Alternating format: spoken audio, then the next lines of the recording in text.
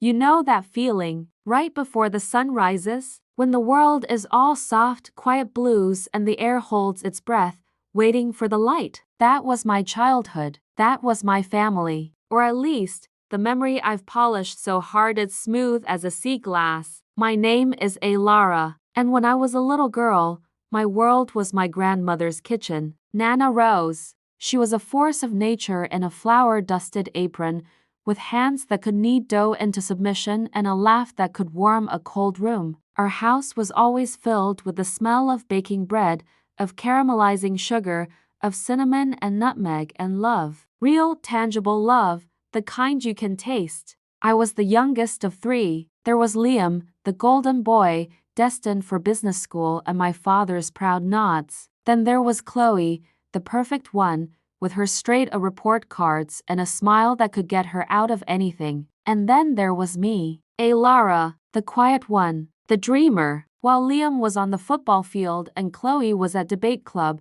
I was with Nana Rose. She taught me everything. How to tell if butter and sugar were properly creamed just by the color. How to pipe a perfect recette without my hand trembling. How to braid challah dough, her fingers guiding mine, her voice a soft murmur in my ear. This is love, moya tichka, she'd say, her old Russian nickname for me. You are putting your heart into something you can give to others. There is no greater magic. My father, he was a good man, but a practical one. He ran a successful accounting firm. He saw the world in spreadsheets and balance sheets. He'd pat my head and say, "That's a nice hobby, Lara, but what are you going to do for a real living?" My mother would just smile nervously, her eyes always darting between us, trying to keep the peace. But it didn't matter, because I had Nana. She was my champion. She'd wink at me and whisper, "He balances books, Tichka. You will balance flavors. Yours is the more important work."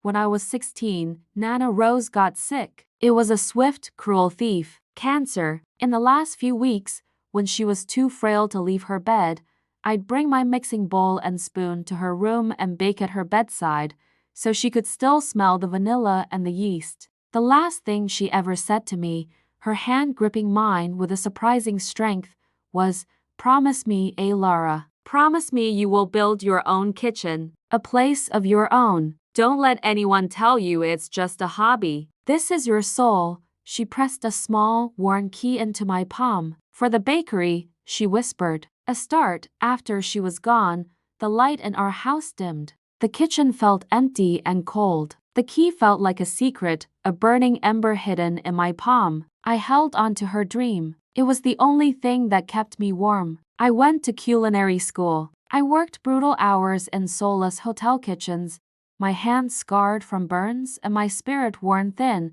all while saving every penny. I sketched my dream bakery in the margins of my recipe books. I'd call it the Gilded Bun. It would be a place of warmth and golden light, with mismatched vintage plates and the smell of Nana's recipes mingling with my own creations. My family, they tolerated my baking phase. Liam was climbing the corporate ladder. Chloe was a high-powered marketing executive, always jetting off somewhere important. At family dinners, the conversation was a tennis match of their accomplishments, and I was the silent ball girl in the corner. "Liam just closed $1 million deal." My dad would boom, clapping him on the back. "Chloe's campaign went viral." My mom would gush. Then they'd turn to me, and Lara made a very nice cheesecake. It was always like that. I was the background noise, the gentle, slightly disappointing coda to their symphony of success. But then, after 10 years of grinding, of saving, of dreaming, I did it. I found the perfect little spot on a sun-dappled street. It had a big bay window and the original, slightly crooked hardwood floors. It needed love, and I had an abundance of that to give. I signed the lease. I used Nana's key to open a small safety deposit box she'd left for me. It held a stack of old, carefully saved bills. Her final investment in me. The renovation was a whirlwind of sawdust and paint samples. I did most of the work myself, staining the counters, hanging the shelves, painting the walls a warm, buttery yellow. I hung a single, framed photo behind the counter.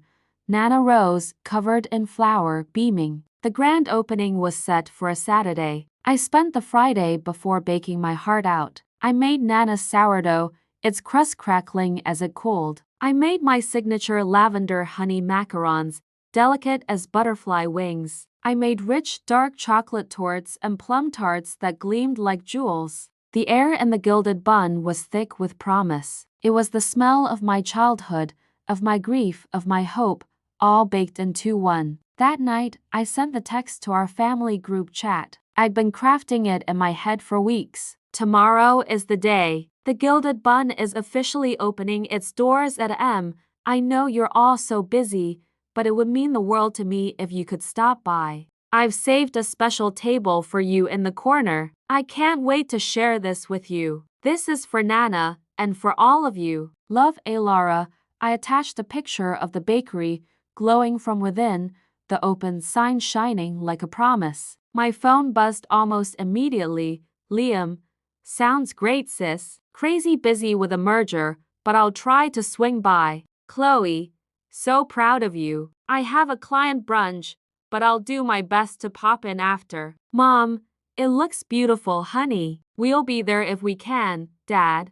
Good luck, Alara, if we can. I'll try. I'll do my best. The words were hollow, but I clung to them. I pictured them all walking in, their faces filled with surprise, then pride. I pictured my dad, finally understanding. I fell asleep that night with a smile on my face, the scent of sugar and dreams clinging to my skin. The next morning, I arrived at M to put the final touches on everything. I arranged the pastries in the glass case like works of art. I made a fresh pot of coffee, its rich aroma filling the space. I set the special table in the corner with a crisp linen cloth and a little vase of fresh daisies. At a M on the dot, I flipped the sign to open. My heart was a wild bird in my chest. Customers trickled in. Strangers. They oohed and ahed. They took pictures of the macarons. They moaned in delight over the sourdough. The bell above the door kept ringing, a cheerful, constant sound. But every time it chimed, my head would snap up, my breath catching in my throat. It was never them. By M, the special table was still empty. The daisies were starting to droop in the morning heat. By noon, the Saturday rush was in full swing. The bakery was buzzing with life and laughter. I was running on autopilot, smiling at customers, making lattes, my hands moving on their own. But inside, I was freezing cold. I kept checking my phone. Nothing. No, we're running late. No, so sorry. We can't make it. Just silence. At PM, the rush died down. The bakery was quiet, save for the hum of the refrigerator. I was alone. I stood behind the counter, covered in flour and powdered sugar, and I looked at that empty table. The untouched daisies, the pristine linen. The bell on the door hadn't rung for over an hour. And in that profound, crushing silence, I finally understood. They weren't coming, not a single one of them.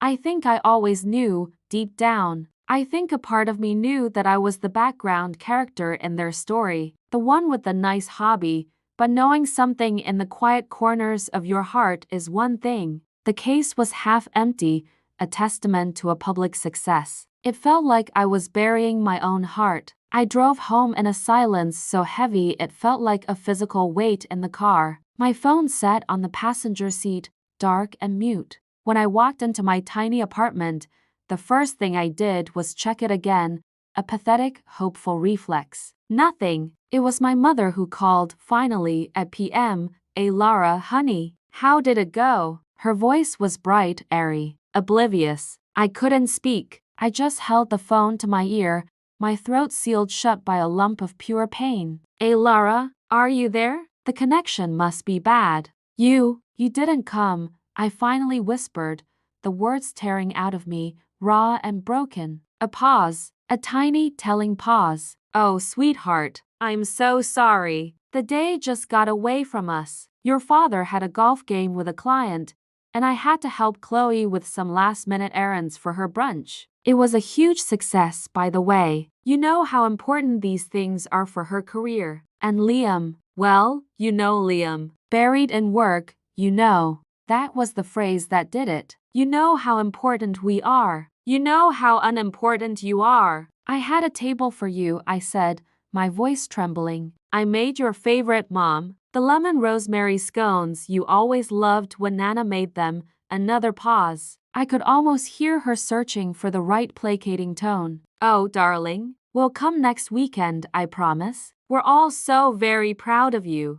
Proud. The word was an insult. It was a hollow shell. They were proud of me the way you were proud of a child who finger paints a nice picture. It wasn't respect. It was condescension. I hung up without saying another word. I didn't cry. I just sat there in the dark, on my floor, and let the truth wash over me, cold and final. The texts trickled in over the next few days. Chloe, so sorry I missed it. Client brunch ran late. Heard it was cute. Liam, merger hell, sis. You know how it is. Next time for sure. My dad never called, never texted. The Gilded Bun, against all odds, became a success. The reviews were glowing. We were called a hidden gem, a must-visit. Strangers adored me. They celebrated my creations. They saw the art in my work. Every day, the bakery was full of people, yet I felt a deeper loneliness than I ever had before.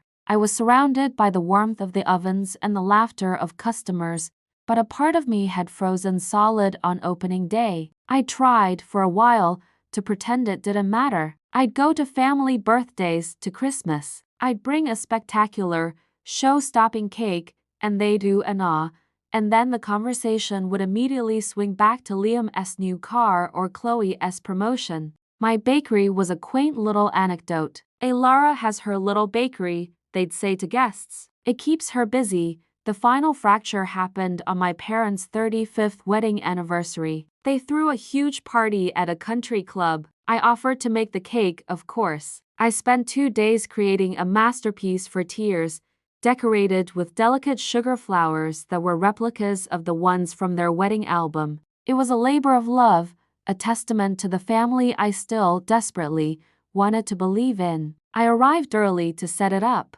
As I was carefully placing the final sugar rose, I overheard my father talking to a business associate by the punch bowl. And what does your daughter do, John? The man asked. My father took a sip of his drink. Liam's a VP at Sterling Corp, as you know. And Chloe is a rising star in marketing. She's in Milan this week for a fashion launch. And the younger one, Lara, my father chuckled. A soft, dismissive sound that carried across the room and struck me right in the heart. Oh, Lara. Well, she's always been the creative one. She's got a little bakery in town. It's a nice, quiet life for her. We're just glad she's happy. A little bakery. A nice, quiet life. He made me sound like a simpleton, a hobbyist who'd settled. He had reduced my blood, sweat, tears, and Nana's legacy to a quaint footnote. I finished placing the cake. I smiled throughout the party. I accepted the hollow compliments on its beauty. But when I got home that night,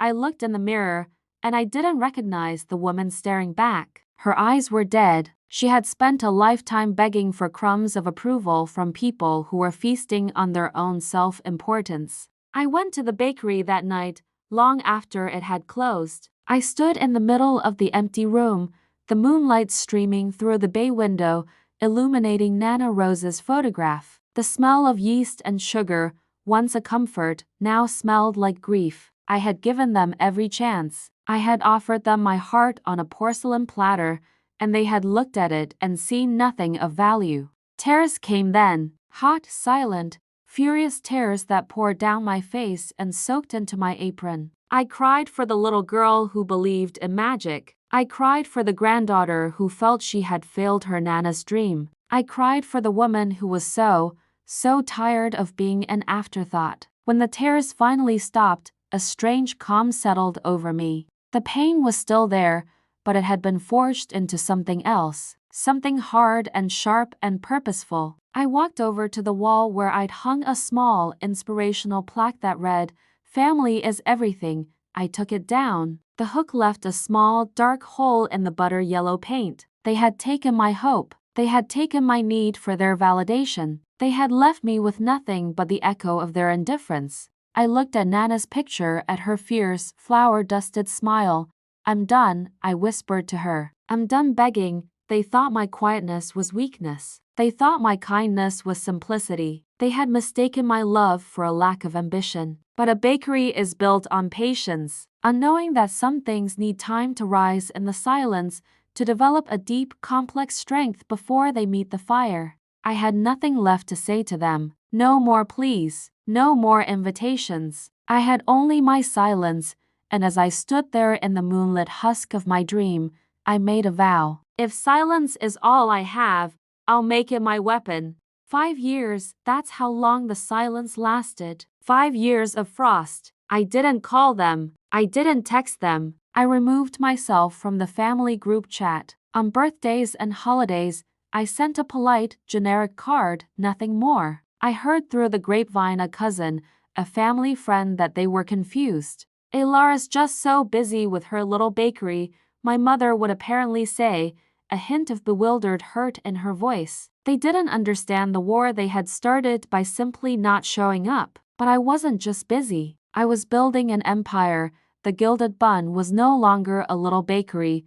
The success I'd had before was a candle flame. What I built in those 5 years of focused, silent fury was a bonfire. A food critic from a major national newspaper stumbled in one rainy Tuesday. She wrote a love letter to my lavender honey macarons and my sourdough with a soul. It went viral. Suddenly, we weren't a hidden gem. We were a destination. I hired a staff reel, talented bakers and baristas who shared my vision. I promoted a young, fierce woman named Anya to be my manager. She had a spine of steel and a loyalty I'd never known from my own blood. I used the profits not for a fancy car or a bigger apartment, but to expand. I bought the vacant storefront next door, knocked down the wall, and doubled the size. I installed a state-of-the-art kitchen, a dedicated pastry lab. I started a wholesale division, supplying my bread to the city's best restaurants. The Gilded Bun became the Gilded Bun Bakery and Patisserie,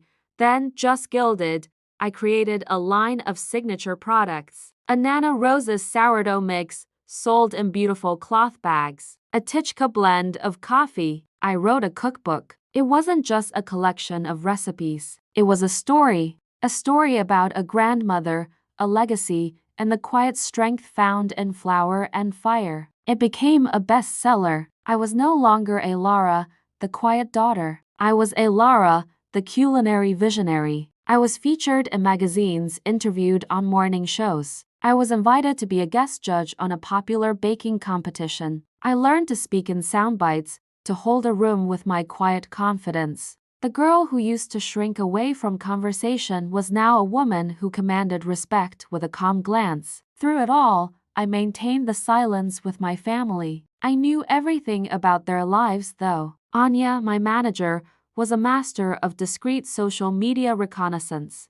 Liam's company was struggling. He'd over-leveraged himself, trying to keep up a certain lifestyle. Chloe's marketing firm had lost its biggest client. My father's golf club membership was a constant financial strain. My mother's social climbing was becoming desperate. The glossy veneer of their perfect lives was cracking, and they were frantically trying to paper over the gaps. They tried to reach out, of course. Once the articles started appearing, the texts began again. Mom, saw you in Culinary Quarterly. You look so beautiful. We should have lunch. Liam, hey sis, congrats on the success. Maybe we can partner on some corporate catering? Chloe, so proud of you. Let's collaborate on your branding. Family discount, of course. I never replied. Not once. My silence was no longer the silence of hurt. It was the silence of a judge who has heard all the evidence and is merely waiting to pass sentence. The opportunity for my reckoning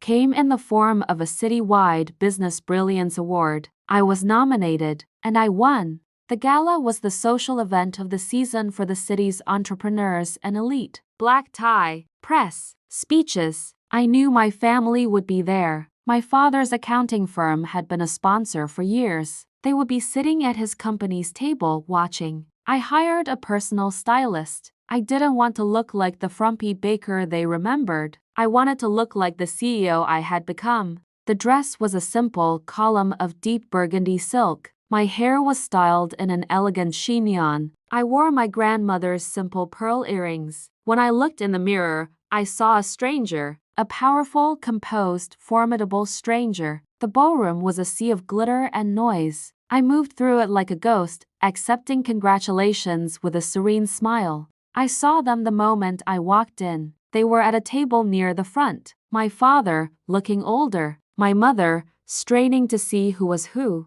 Liam, already on his third drink. Chloe, looking irritated. They didn't recognize me at first. I saw their eyes slide over me, then snap back. I saw the collective shock register on their faces. The disbelief. The fear. I took my seat at the winner's table, on the dais, elevated above everyone else. The awards ceremony began. When they announced the winner for Culinary Business of the Year, the presenter read a glowing citation for transforming a neighborhood bakery into a nationally recognized brand, for her commitment to artisanal craft, and for embodying the spirit of entrepreneurial vision. I walked to the podium. The spotlight was hot and bright. I could see hundreds of faces looking up at me, but I focused on one table. Their table. I saw my mother's hand flutter to her throat. My father was staring, his mouth slightly agape. I adjusted the microphone. I took a slow, deliberate breath, letting the silence in the room stretch, letting them sit in it. "Thank you," I began, my voice clear and steady, echoing in the hushed room. "This award, it means more to me than I can say. Because this business wasn't born in a boardroom. It was born in a kitchen, at the side of my grandmother, Nana Rose. I told them the story. I didn't make it a sob story. I made it a legend. I spoke of her hands, her wisdom, her key. I spoke of the dream she planted in a quiet little girl. She told me to build my own kitchen, a place of my own, and I have. But along the way, I learned that the most important thing you can build isn't made of bricks and mortar. It's your own sense of worth." I paused, my gaze sweeping the room, finally landing with laser focus on my family. For a long time, I believed that success was the sound of a doorbell ringing, signaling the arrival of the people you love most, coming to celebrate you. I let the words hang in the air. I learned, on the opening day of my little bakery, that sometimes that bell never rings. A collective, sympathetic gasp rippled through the audience. I saw my mother's face crumple. Chloe looked down at her plate. Liam took a large gulp of wine. The silence that followed was deafening, but in that silence, I found my own voice. I found a strength I didn't know I had. I discovered that the most powerful motivation isn't always the cheers of a crowd. Sometimes it's the profound, determined quiet that comes after a dream has been utterly, completely alone. I wasn't crying. My voice was strong, filled with a quiet passion that captivated the room. I was not a victim on that stage. I was a phoenix, so I dedicated myself, not to proving them wrong, but to proving my grandmother right, to proving myself right. This award isn't just for me. It's for every quiet dreamer who has been overlooked. It's for every person who has been told their passion is just a hobby. Keep baking, keep building, keep creating. Your validation doesn't come from the empty chairs at your table. It comes from the fire in your own soul. The applause was thunderous, a standing ovation. I stood there, bathed in the light and the sound, and I looked at my family. They were the only ones still seated, frozen in their chairs, exposed in the stark truth of my words. As the applause finally died down and I prepared to step away from the podium, I saw my father stand up. His face was pale, his expression one of dawning, horrified understanding. He took a step toward the dais. The spotlight was still on me. The eyes of the entire room were on me. She finally stands face to face with the one who destroyed her life. The walk from the podium back to my seat felt like a mile. The applause was roaring in my ears, but my focus was entirely on the man standing awkwardly by his table. My father. He looked smaller than I remembered, his tuxedo seeming to hang on him. The confident, blustering accountant was gone, replaced by a stunned, elderly man. He moved to intercept me as I stepped off the dais. Lara, he said, his voice choked. That was, my God, I stopped. I didn't smile. I didn't frown. I simply waited, my posture regal in the burgundy silk. We had no idea, he stammered, his eyes searching mine, desperate for a flicker of the daughter he used to know. We didn't know it meant that much to you. The opening. We were just busy. I know, I said, my voice calm, devoid of the anger he was braced for. You were always busy. The simple truth of it, stated without malice, hit him harder than any scream could have. He flinched. Your mother, she's devastated, he said, gesturing weakly toward the table where my mother was now openly weeping into a napkin. Chloe was patting her back, her face a mask of furious embarrassment. Liam was staring into his glass, unable to meet my eyes. I'm sorry to hear that, I replied, and I almost meant it. I felt no joy in her pain. I felt nothing, a vast clean emptiness where their approval used to ache. Lara, please, my father begged, his voice dropping to a whisper. Can we go somewhere and talk? As a family? I looked at him, this man who had reduced my life's work to a nice, quiet life. I saw the deep lines of stress around his eyes, the tremor in his hand. The revenge I had dreamed of in my darkest moments of screaming, of shaming them publicly felt cheap and hollow now. I had already won. My victory was in the woman I had become, in the empire I had built without a single one of them. There's nothing to talk about, Dad, I said softly. The time for talking was 5 years ago. You just didn't have anything to say. I saw the words land, a final, gentle, irrevocable blow. I have a business to run, I continued, my tone shifting to pure professionalism. A brand to grow. I don't have time for hobbies. I used his word, his own dismissive word handed back to him, polished and sharpened. The color drained completely from his face. He understood. He finally, fully understood the depth of the chasm he had helped to create. I gave him a small, polite nod, the kind you would give a stranger at a networking event. Good night, Dad, and I walked away. I didn't look back. I moved through the crowd, accepting handshakes and hugs, a serene smile fixed on my face. Inside, I was trembling, but not with anger or grief. It was the tremor of a long, arduous journey finally coming to an end. I didn't stay for the rest of the gala. I collected my award, gave my excuses to the organizers, and slipped out a side door. The cool night air hit my face, and I took a deep, shuddering breath. It was over. The next morning, I was at the bakery by M, as always. The familiar ritual of measuring flour, cracking eggs, and kneading dough was a meditation. The scent of yeast and sugar was no longer the smell of grief. It was the smell of peace, of home. Anya came in a few hours later, her eyes wide. The phone has been ringing off the hook, she said. Orders, interview requests. And, your mother has called 3 times. Block the number, I said, not looking up from the brioche I was braiding. Anya nodded, a small, understanding smile on her face. You got it, boss. A week later, a handwritten letter arrived at the bakery. I recognized my mother's looping script. I almost threw it away unopened, but something made me slide a knife under the flap. It was 4 pages long, filled with apologies and excuses. We didn't know. We were blind. Your father is heartbroken. We want to make it up to you. You are our daughter. The words that struck me the most were, we never realized how much we had in you. We were so busy chasing what we thought was important, we failed to see the masterpiece right in front of us.